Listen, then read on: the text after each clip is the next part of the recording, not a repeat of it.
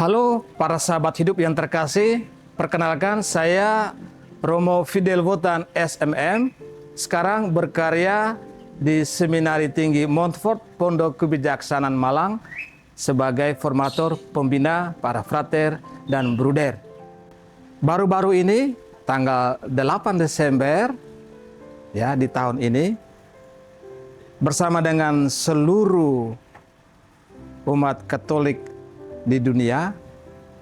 kita sebagai anggota gereja merayakan Hari Raya Maria dikandung tanpa noda dosa.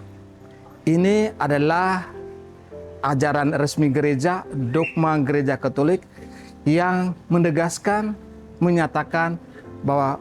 Maria itu benar-benar dikandung tanpa noda dosa. Sejak awal eksistensinya, Allah yang Maha Tinggi telah mempersiapkan jalan yang sangat indah, jalan keselamatan bagi manusia dengan menjadikan Maria sebagai seorang yang bersih tanpa noda dosa, tanpa celah, sebagaimana yang dikatakan oleh saudara-saudara kita di gereja Ortodoks sebagai Panagia yang tanpa noda dosa. Allah mempersiapkan dirinya sebagai wadah yang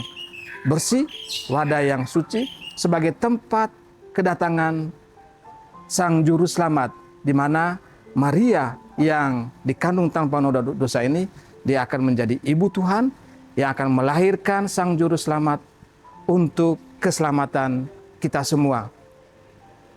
Pesan dari perayaan ini dengan perayaan Maria dikandung tanpa noda dosa, kita juga sebagai umat beriman yang sedang berziarah menuju Tuhan dalam dan melalui Maria dipanggil juga untuk menghayati hidup sebagai seorang Katolik, sebagai seorang beriman yang baik, menjadi seorang yang kudus, sebagai seorang yang bersih, sebagai seorang yang murni, sebagai seorang yang setia, sebagai seorang yang taat, seperti Bunda Maria yang karena iman dan ketaatannya dia dipilih oleh Allah kemudian menjadi ibu Tuhan yang melahirkan Sang Juru Selamat, yang dalam masa Advent ini kita semua tengah menantikan kedatangan dia bersama dengan ibunya yang terkasih Maria yang juga sedang menantikan